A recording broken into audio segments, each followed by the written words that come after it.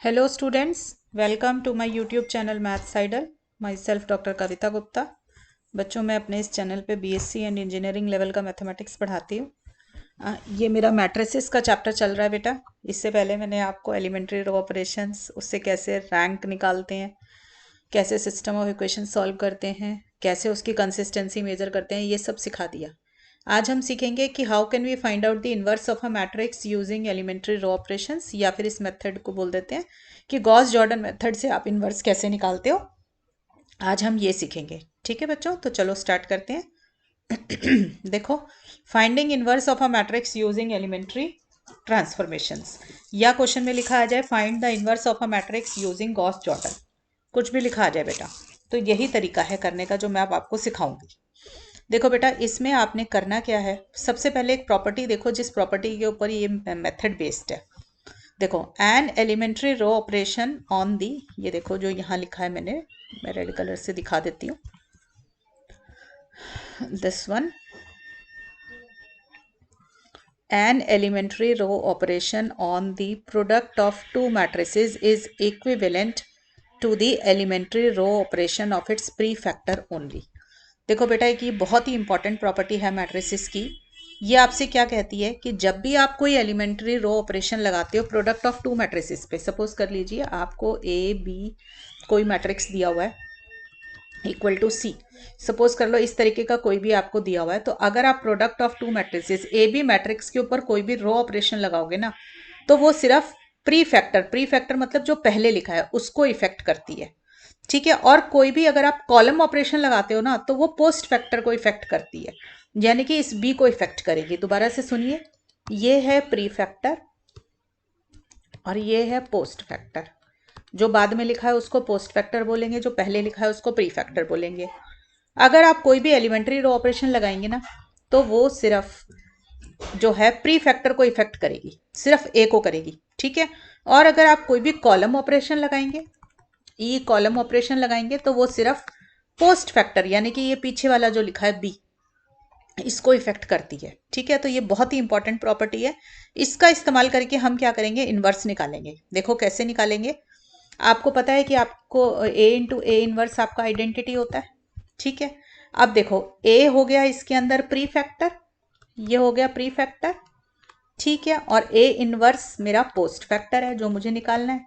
ठीक है, तो अब देखिए, जब भी आप कोई रो ऑपरेशन लगाएंगे तो वो सिर्फ प्री फैक्टर को इफेक्ट करेगी, तो वो किसको इफेक्ट करेगी, सिर्फ ए को इफेक्ट करेगी। ठीक है, और ए इनवर्स पे कोई फर्क नहीं पड़ेगा।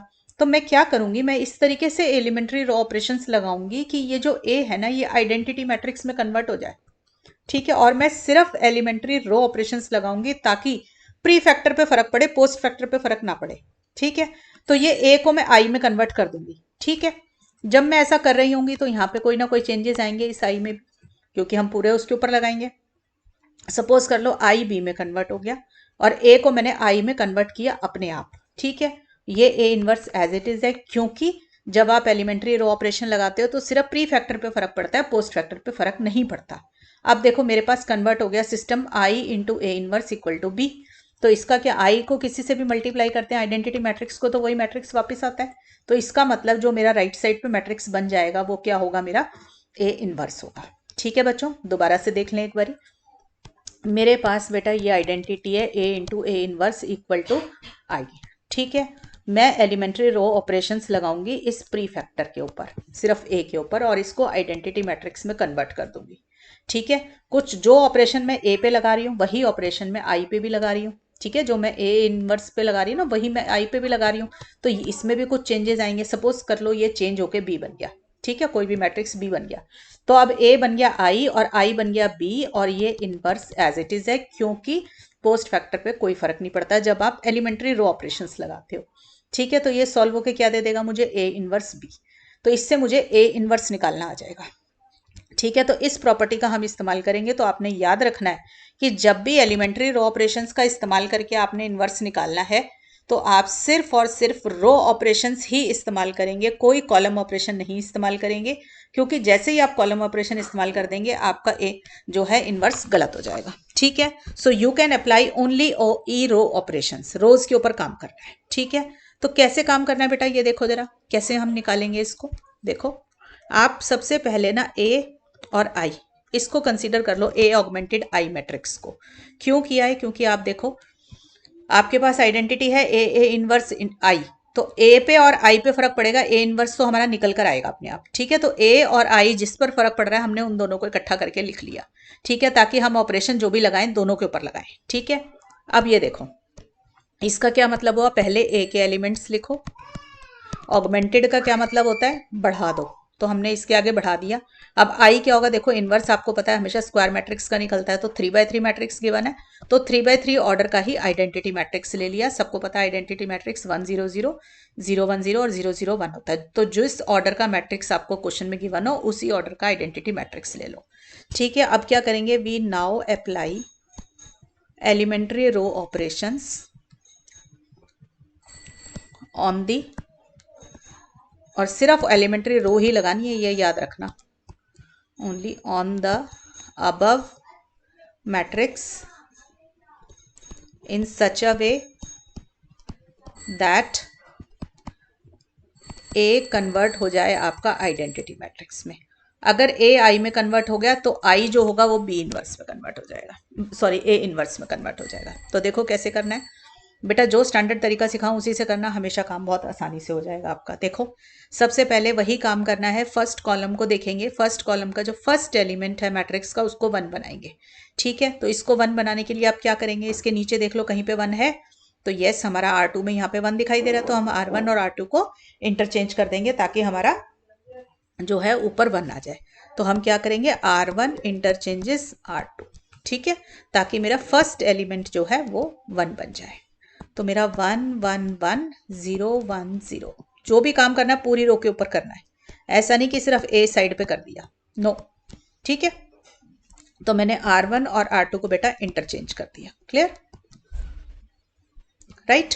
तो ये मेरा फर्स्ट एलिमेंट 1 बन गया। फिर फर्स्ट एलिमेंट 1 बनने के बाद क्या करते हैं बेटा, उसके नीचे के दोनों एलिमेंट को हम 0 बनाते हैं।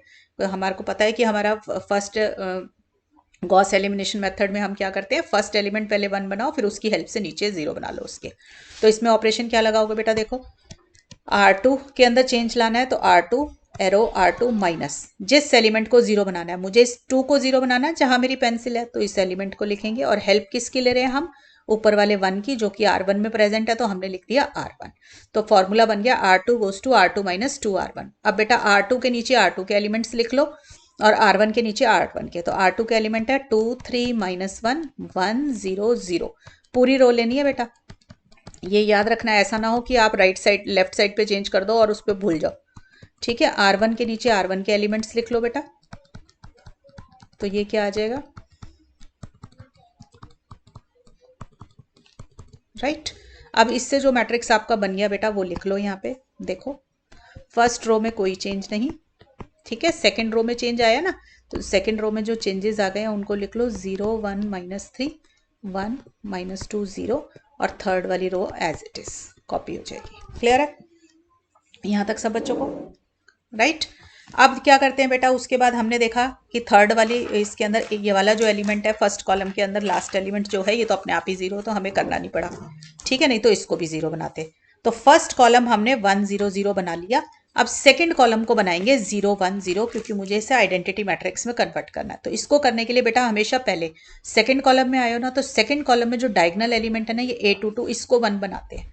तो यहाँ पे तो ये ऑलरेडी 1 ही है। ठीक है, अब इस 1 की हेल्प से इसके नीचे भी 0 बनाइए, और इसके नीचे 0 बनाने के लिए आप क्या करेंगे, देखो आप क्या ऑपरेशन लगाएंगे, मुझे R3 में चेंज लेकर आना है ना, यहाँ पे इसको 0 बनाना है, देखो जहां मेरी पेंसिल है R3 में चेंज लाना है, तो R3 एरो R3 माइनस, जिसको 0 बनाना है उसको लिखा 2, और उसके ऊपर वाले 1 की हेल्प लेंगे, जस्ट उसके ऊपर वाले की, तो R2 की हेल्प लेंगे।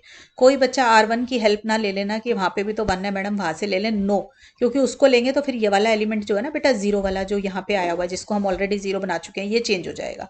तो जो स्टैंडर्ड प्रोसीजर सिखा रही हूँ ना उसी को करें, हमेशा डायगोनल एलिमेंट जो होता है ना उसको 1 बनाए और उसकी हेल्प से ऊपर और नीचे 0 बनाया करें। ठीक है, तो R3 के नीचे बेटा R3 के एलिमेंट लिख लो, 0 2 -1 0 0 1। ठीक है, अब R2 के नीचे बेटा R2 के एलिमेंट्स लिखो, तो 0 1 -3 1 -2 0। करो सॉल्व। ठीक है, ये आ गया। तो अब इससे मुझे क्या मिल गया बेटा, मैट्रिक्स जो हमारा ऊपर वाला मैट्रिक्स फर्स्ट रो है वो तो सेम रहेगी, 1 1 1 0 1 0। ठीक है, सेकेंड रो भी आपकी सेम रह जाएगी, 0 1 -3 1 -2 0। ठीक है, और फिर 0 0 5 -2 4 और 1। क्लियर हो गया बच्चों यहाँ तक, राइट। अब बेटा आपको क्या काम करना है, ये देखिए। अब आप ये वाला एलिमेंट जो होगा आपका डायगनल का, देखो सेकंड रो ठीक हो गई मेरी। अब थर्ड रो के अंदर आप देखिए, थर्ड रो के अंदर जो ये 5 है ना, इसको 1 बनाएंगे। ठीक है, क्योंकि थर्ड रो के अंदर A33 पोजीशन मतलब डायगनल पोजीशन पे ये 5 प्रेजेंट है। तो अब इस एलिमेंट को आप 1 बनाएंगे, तो R3 को क्या करना पड़ेगा, 5 से डिवाइड करेंगे तभी बनेगा। तो R3 is equal to 1/5 R3, 5 को 5 से डिवाइड करेंगे तभी 1 बनेगा ना। हमेशा डायगनल पोजीशन पे 1 बना लिया करो पहले। ठीक है, हर कॉलम के डायगनल एलिमेंट पर 1 बना लो। ठीक, तो इसको डिवाइड किया 5 से तो ये आ जाएगा। ठीक, अब देखो बेटा, डायगनल के नीचे के तो एलिमेंट 0 बन गए, अब डायगनल के ऊपर के एलिमेंट्स को 0 बनाएंगे ताकि ये आइडेंटिटी मैट्रिक्स बने। तो इसको बनाने के लिए अब क्या करोगे बेटा, देखो अब उल्टा चलना शुरू करो। जैसे यहाँ पे फर्स्ट एलिमेंट से की हेल्प लेके नीचे 0 बनाए थे, अब लास्ट एलिमेंट की हेल्प लेके उसके ऊपर को 0 बनाएंगे। तो हमारा जो ये 1 है ना, इस 1 की हेल्प से इससे ऊपर वाले -3 को भी 0 करेंगे और उससे ऊपर वाले 1 को भी आप 0 करेंगे। तो देखो बेटा ये कैसे सॉल्व होगा आप आपका, देखो पहले अब उल्टा चलना शुरू करना है आपने। तो अब इस -3 को 0 बनाना है तो R2 में चेंज लाना है ना। तो R2 एरो R2 माइनस, जिस एलिमेंट को 0 बनाना है, मुझे किसको 0 बनाना है, -3 को। हेल्प किसकी लेनी है, उससे नीचे वाले 1 की। बेटा ऊपर वाले 1 की नहीं हेल्प लेनी, नीचे वाले 1 की हेल्प लेनी है। ऊपर वाले 1 की हेल्प लोगे तो बाकी के एलिमेंट्स चेंज हो जाएंगे, नीचे वाले 1 की हेल्प लोगे तो कोई चेंज नहीं होगा। ठीक है, तो हेल्प किसकी लेंगे, R3 की। राइट, अब रिवर्स प्रोसेस लगा रहे हैं हम, जैसे पहले हम ऊपर से नीचे आए थे, अब नीचे से ऊपर जाएंगे। तो ये हमारा बन गया R2 goes to R2 + 3 R3। ठीक है, तो R2 के नीचे बेटा R2 के एलिमेंट्स लिखो, 0 1 -3 1 -2 0 + 3। ठीक है, अब R3 के नीचे बेटा R3 के एलिमेंट्स लिख लो, 0 0 1 -2/5 4/5 और 1/5। क्लियर, इसको सॉल्व कर लो बेटा, ये आ जाएगा।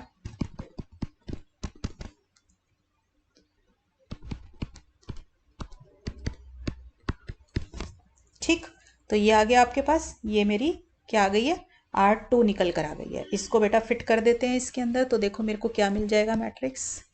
अब देखो ये R2 की जगह तो ये आ गया 0 1 0 -1/5 2/5 3/5। बाकी के सारे एलिमेंट सेम रह जाएंगे आपके, थर्ड रो के जो एलिमेंट है वो एज इट इज ही आ जाएंगे आपके, और फर्स्ट रो का जो है वही रह जाएगा 1 1 0 0 1 0 1 1 0 0 1 0। ठीक है, आ गया यहाँ तक। ये नहीं है अभी, अच्छा सॉरी, इसके साथ में चलो अब दूसरे स्टेप पे लगा, 1 1 1 है, 0 1 0। अब देखो, अब इस वाले एलिमेंट की हेल्प से, यही वाले 1 की हेल्प से इससे ऊपर वाला ये जो 1 है ना, इसको 0 बनाएंगे। देखो मैंने थर्ड कॉलम के अंदर डायगनल एलिमेंट को 1 बनाया, फिर उसकी हेल्प से उसके ऊपर दोनों तरफ 0 बनाऊंगी। तो इसको 0 बना चुकी हूँ, अब इससे ऊपर वाले को 0 बनाऊंगी। तो इसको 0 बनाने के लिए आप क्या करोगे बेटा, देखो R1 में चेंज लाना है। तो R1 एरो R1 माइनस, जिस एलिमेंट को 0 बनाना है वो क्या है मेरा 1, और हेल्प किसकी लेनी है, लास्ट वाले एलिमेंट की, ये वाले की। ठीक है, तो R3, राइट। तो ये क्या बन जाएगा बेटा मेरा, R1 के नीचे R1 के एलिमेंट्स लिखो माइनस R3। ये तो सब बच्चे आराम से कर सकते हैं, माइनस माइनस प्लस 2/5 हो जाएगा -1/5। ठीक है, तो ये आ जाएगा बेटे। जो प्रोसीजर मैं सिखा रही हूँ इससे करोगे तो बाकी के एलिमेंट्स नहीं हिलेंगे आपके। ठीक है, तो मेरा क्या कन्वर्ट होके आ गया बेटा, ये देखो 1 1 0 0 2/5 1/5 -1/5, राइट। और सेकेंड रो में मेरा कोई चेंज नहीं आएगा। क्लियर, क्या हो गया, मैंने 2 बार लिख दिया, 1 1 0 ये है 2/5, 1/5 माइनस 1/5, राइट। क्लियर है बच्चों यहाँ तक? अब देखो मेरा फर्स्ट कॉलम भी ठीक हो गया, लास्ट वाला कॉलम भी ठीक हो गया, बस ये वाली जो सेकंड कॉलम के अंदर एंट्री है ना 0 1, ऊपर यहाँ पे 0 होना चाहिए था आपका, तो अब इसको 0 बनाना रह गया। ठीक है, तो हम क्या करेंगे बेटा, देखो ये वाला जो 1 है, जो A22 पोजीशन पे आपका 1 है, इस 1 की हेल्प से ऊपर वाला आप 0 बना लीजिए। तो इसको कैसे बनाएंगे, देखो बेटा, अब मुझे क्या करना है, R1 में चेंज लेकर आना है। ठीक है, तो R1 में से क्या करूंगी मैं, R1 माइनस R2 कर दिया। लेट मी चेक मैंने सारा ठीक लिखा है कि नहीं, एक बारी।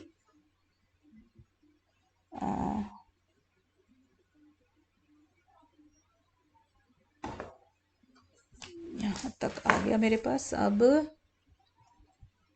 मेरे को लग रहा है मैंने R1 माइनस R3 किया था ना, ठीक है। अब देखो हम क्या करेंगे, R1 माइनस R2 कर देते हैं, राइट। तो R1 माइनस R2 कर दें, क्योंकि R2 की हेल्प लेके हम R1 को 0 करेंगे। ठीक है ना, तो 1 माइनस 0 1, 1 माइनस 1 0, 0 माइनस 0 0, और ये 2/5 माइनस, देखो बेटा मैं दोनों रोज को माइनस कर रही हूँ, 2/5 माइनस माइनस 1/5, तो ये आ गया 3/5, right. 1/5 minus 2/5 minus 1/5 minus 1/5 minus 3/5 minus 4/5 आ जाएगा। ठीक है बेटा, बाकी दोनों रोज में कोई चेंज नहीं आएगा। ठीक, ये आ जाएगा। क्लियर हो गया मेरा ये। तो बेटा आपको समझ आया कि मैंने ये लेफ्ट साइड किस तरीके से आइडेंटिटी मैट्रिक्स में कन्वर्ट कर दी है। अब बेटा देखो ये जो पोर्शन बच गया आपका यहाँ पर लाइन के इधर, this one, this is my A inverse, right. तो हम ए इनवर्स अपना यहाँ लिख देते हैं बेटा। हमारा ए इनवर्स क्या आ जाएगा, 3/5 माइनस 1/5 माइनस 4/5 माइनस 1/5 2/5 3/5 माइनस 2/5 4/5 और 1/5। All right, so this is my A inverse. All right, मैं आपको रिकॉल करा देती हूँ बच्चों स्टेप्स। आपने सबसे पहले क्या करना है, मैं यहाँ पे स्टेप्स बना देती हूँ। सबसे पहले ए ऑगमेंटेड आई मैट्रिक्स को कंसीडर कर लीजिए।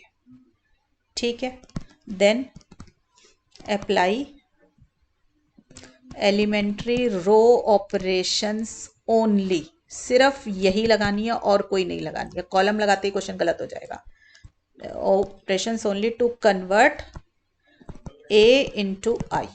ठीक है, आपने पूरे मैट्रिक्स के ऊपर लगानी है ऑपरेशन। इस तरीके से लगाएं कि जो आपका ए मैट्रिक्स है ये आइडेंटिटी मैट्रिक्स में कन्वर्ट हो जाए। ठीक है, then left right hand side will give the A inverse. ठीक है, और इसको करने के लिए हमेशा पहले कैसे लगाओ, सबसे पहले A11 एलिमेंट को 1 बनाए, मेक A11 एलिमेंट एज 1। ठीक है, फिर सेकेंड स्टेप में आप क्या करते हैं, with the help of this 1 make all the elements below it in first column as 0।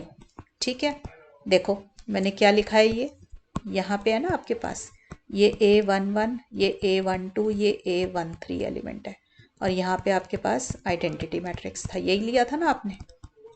Clear, ऐसे मैट्रिक्स है ना आपके पास, मैं जनरल प्रोसीजर लिख रही हूँ। तो आपने सबसे पहले इसे 1 बनाया, राइट। फिर इस 1 की हेल्प से ये A21 और A31 पोजीशन वाले जो एलिमेंट्स होंगे इनको 0 बनाएंगे। ठीक है, देन मेक A22 जो सेकंड डायगोनल एलिमेंट है ये वाला, इसको एज 1।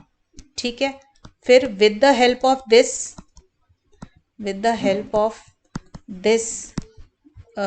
1 एट A22 पोजीशन आप क्या करेंगे, वी मेक, उससे नीचे के सारे एलिमेंट 0 बनाएंगे, this we make 0 at A32 position. ठीक है बेटा, A32 पोजीशन पे यहां पर ये वाली जो पोजीशन है इस पर आप 0 बनाएंगे, राइट। फिर आप क्या करेंगे, जो ये आपका थर्ड डायगोनल एलिमेंट है, then make A33 equal to 1।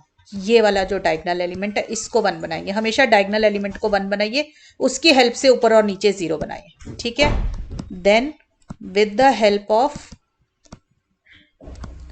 this 1 at A33 position, make 0 at A23 and A13 position, ठीक है ना। क्यों? क्योंकि मेरा A33 पे यहां पे 1 आ गया, तो अब इससे ऊपर के दोनों एलिमेंट को आपने 0 बना लिया, ठीक है। फिर क्या करना है, now use A22 equal to 1, जो कि ऑलरेडी 1 होगा, to make 0 eight A12 position, ठीक है।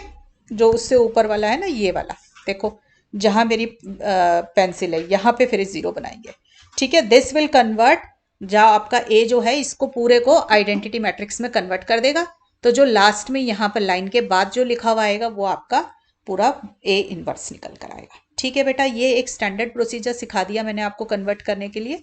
इस तरीके से चलोगे बेटा तो हमेशा आंसर बिल्कुल ठीक निकलेगा आपका। All right class, so this is all about how to find out inverse using Gauss-Jordan method or by using elementary row operations, कुछ भी बोल सकते हैं आप, ठीक है। दोनों को करने का तरीका सेम है। तो बच्चों पढ़ाई करते रहें, ऑल द बेस्ट।